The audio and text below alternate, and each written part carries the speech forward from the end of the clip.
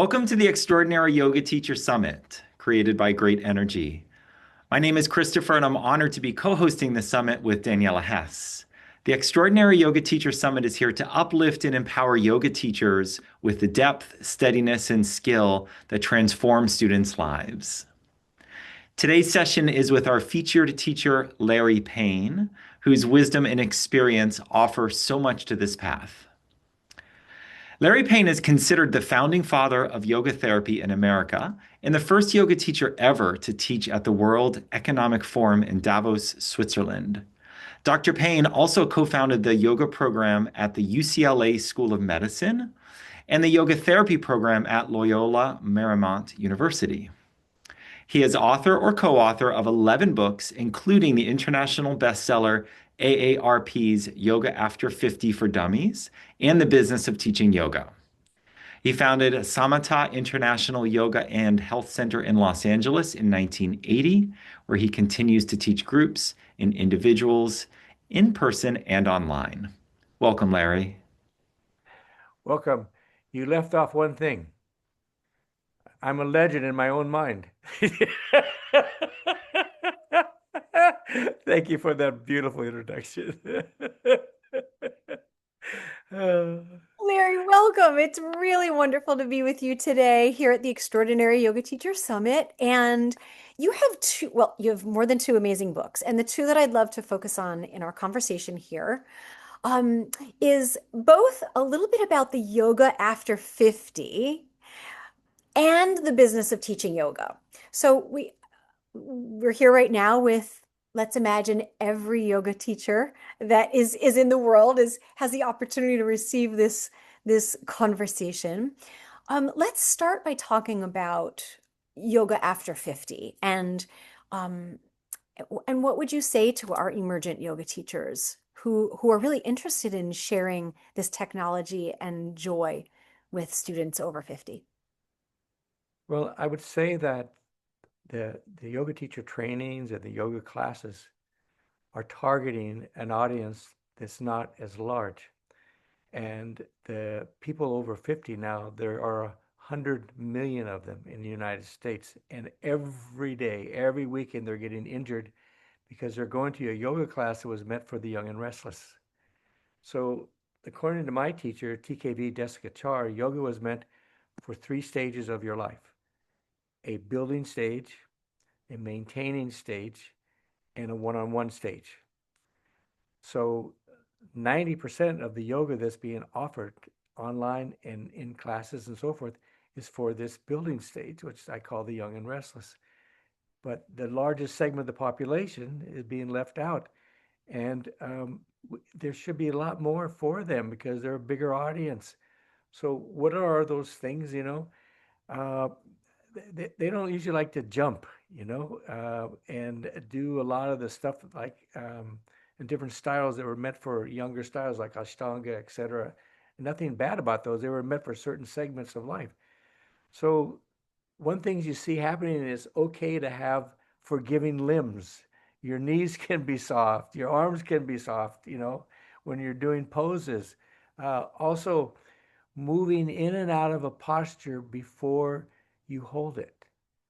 There's a concept called PNF, proprioceptive neuromuscular facilitation. If you tighten a muscle before you hold it, it'll stretch further.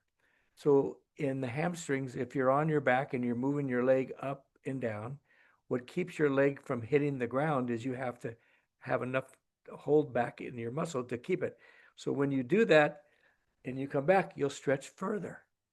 Same thing goes for forward bends, Uh, so that's one really kind of big concept that's used a lot. And like I say, I got these from Jessica Char.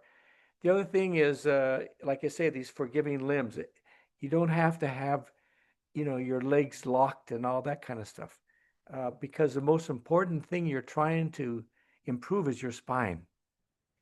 So if the arms and legs kind of get in the way, you can soften them because your spine is the most important thing. So function more important than form. And in the early stages, the form is really important, more discipline and so forth. But for this particular stage, It's the function. And then, like I say, moving in and out of postures, and then choosing the postures that are more user friendly. Um, and I've got a lot of them, in my books. Like I mentioned, the Yoga After 50. We've outlined a lot of them, a lot of routines in there that you can do. I have something called a rejuvenation sequence instead of a jumping sun salutation, And I've done all those things before, but these are the ones that are practical for this age bracket, which is the dominant number of people in the United States. So they should have this direct message. I think it's brilliant. And for those of you that are here right now watching this, clicking the link below after this conversation is finished, Larry has a wonderful gift for all the yoga teachers here. It's an excerpt from Yoga After 50, and it's a series of 5-minute routines for home for your students that are old after 50. So this is a wonderful gift that you want to make sure that you pick up. Is there anything else you wanted to say about that since we're talking about Yoga After 50? I think also the pranayama, the breathing stuff. And one thing that people get scared about for good reasons is dementia. So the great Krishnamacharya picked out 3 particular breathing exercises uh, to hold off dementia, and I do these every day. And I think that those are 3 things you can do. And like one of them is the bee breath, Brahmari. And when you do the bee breath, you got to be by yourself because everybody goes, "What the hell is that?" But that really vibrates your brain. And the other really main one is alternate nostril breathing. Um, those are the big 2, really. So I do these twice a day. I'm 81 and a half. So, I want to hang in there, you know. And there's a lot of these wonderful yoga teachers, especially in India, that have wonderful long lives. Look at Iyengar, Tabi Joyce. Those guys had, long, long careers. So I'd like to join that crowd. Also, I just why we're here, I'd like to point out something about you and Christopher, Danielle and Christopher. No one else has ever done this. I've been doing this 50 years. No one else has ever done anything so incredible like this as a gift to everybody. So I'd like to compliment you as someone who's been teaching as long as anybody. This is fantastic what you're doing.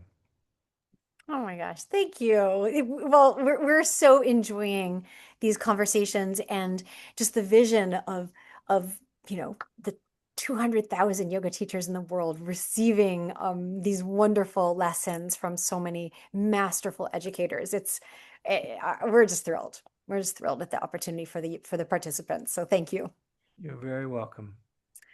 All right, let's talk a bit about the business of yoga. You have the OG business of yoga manual. So let's dive in there a bit. Let's talk Okay, well, about first I want you to know that we're currently updating the manual. It's, it's on its 3rd revision. But I think when you look at the a couple topics, that they're going to be universal all the time, is one of them is how much should you charge? And it depends on where you live. Because if you live in New York City or you live in, Asheville or something like that, it's a different price range for people. So, um, thinking about how much should you charge is an important thing. So, you have to kind of look around at your particular area and see what other people are doing, for a session of an hour and a half, that type of thing. But, someone in New York is going to charge differently than somebody in, Nashville or something like that. So that's one thing. Um, Another thing is, how do you get started as a yoga teacher? How do you get your name out there?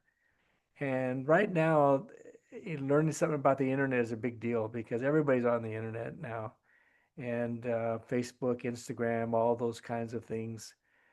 And there are, people out there that are selling programs about how to make it happen. But I would think that anybody would be smart to try to hook up with you guys, because you guys are premier. You've helped so many yoga teachers, and you should have a waiting line. You probably do. But I highly recommend these two for anybody who needs, that kind of help.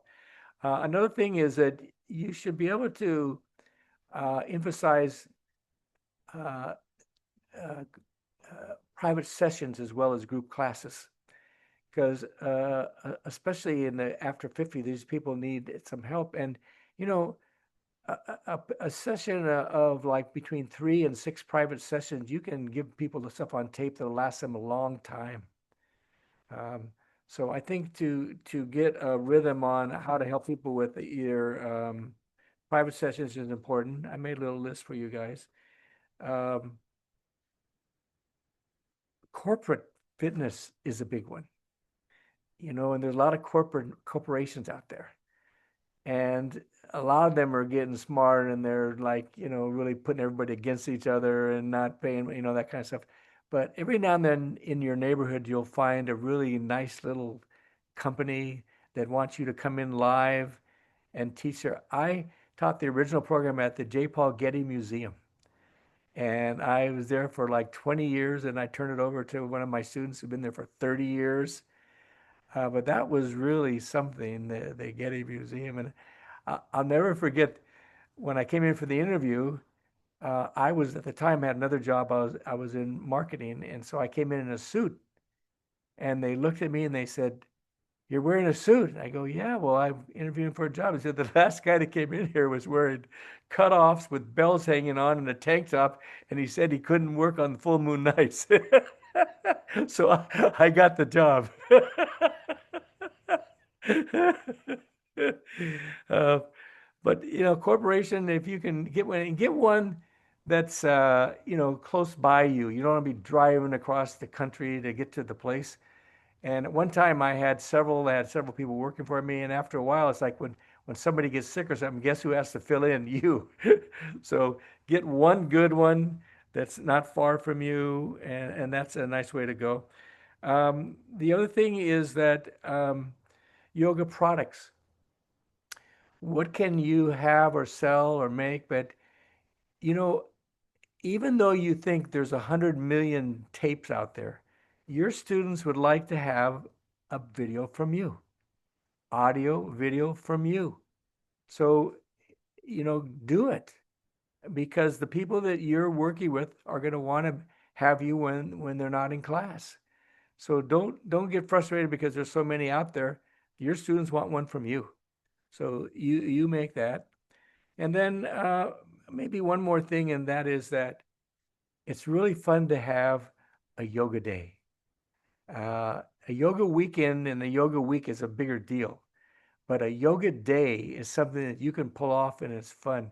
And sometimes when you're first getting started, you have an uncle or an aunt that has a really cool house. They're going to lend it to you for the weekend. And you after you get rolling, you'll get bigger places and everything, but it doesn't have to be a giant thing. You with 10 or 12 people, you can make some money. And so you want to have like 2 yoga classes in the day. You want to have maybe like 2 guest speakers. I found that if you have one speaker for an hour, it gets boring. But if you have 2 speakers for half an hour each, it livens it up. So you start off with a circle. Everybody gets to know each other, and then you have your first yoga class, and then you have 2 speakers, half hour each, and then you have the greatest food. And not everybody, especially in the after 50, are vegetarians. So the fish and chicken is often very popular. And I honor the people that want to be veggies and so forth. But I find a lot of people are more in the middle age and so forth. They're more like uh, you know fish, chicken, that type of thing. Mediterranean diet. Um, and so your speakers, 2 of those for half an hour. Then you have entertainment. You have somebody come in and perform, play like that. You have one more yoga class. You have your closing circle, passing the a pipe around or something like that, and the day's over. And those are fun to do. I love doing those yoga days. I think So that's all stuff from my heart, that's after somebody, brilliant. yeah. That's a beautiful format, and very doable. And it does go just like that. It really does. Yeah. Um, Larry, so let's just imagine for a moment that the following message, and it doesn't have to be about yoga after 50 or business, it can really be anything from your heart and received into the heart of all the yoga teachers that are watching this. I'd really invite you to share with them a message or a transmission or a blessing from you.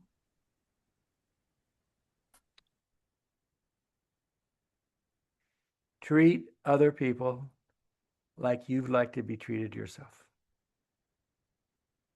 Very simple. Treat other people like you'd like to be treated. And wherever you can be of help to somebody, do it. I left a successful career as the West Coast manager of advertising sales, making a lot of money, to be a yoga teacher. Because number one, I like to love what I'm doing. And number two, I'd like to help people. So that's my message.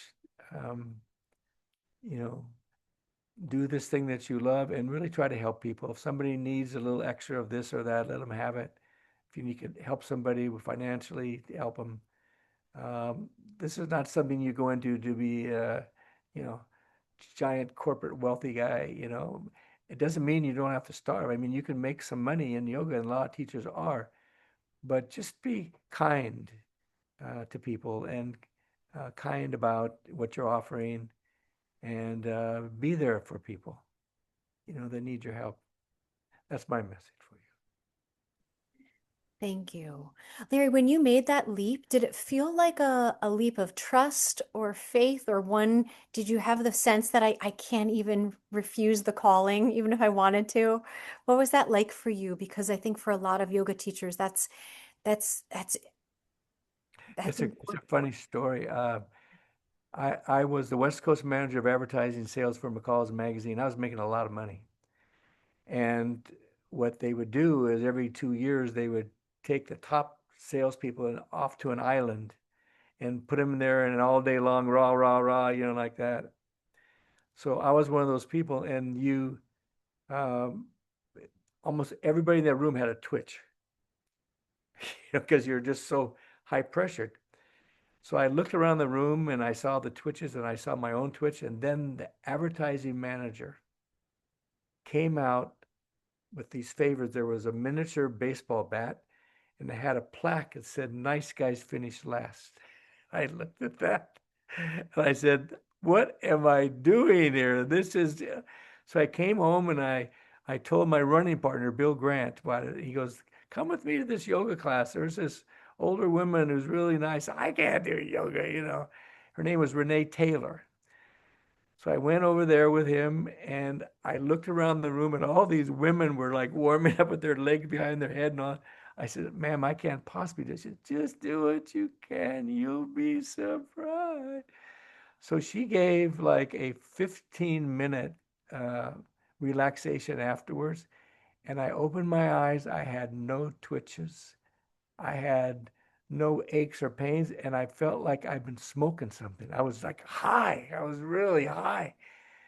So I came home and I found a yoga teacher in my neighborhood, Raghavan Das, who just got written up in the paper at 93, still teaching. And within 1 year, I was off to India and changed my whole career and became, when I came back, I did both. I still was working for McCall's magazine, and then I was teaching at the same time, and I did that for a year. And then a man named Dr. Leroy Perry, who had the International Sports Medicine Institute, who had every celebrity in the world come in there, offered me a position, and we started the first yoga therapy center on the West Coast, and it took off from there. So it's those moments, right? Thank goodness for that plaque and that message, right? I still have it. I still have It's it. those little things that really are, it's like a nod and a wink from life, saying, are you paying attention? And yay for Renee and Yes. and everything there. Oh, Larry, thank you for sharing that. Thank you. You're very welcome.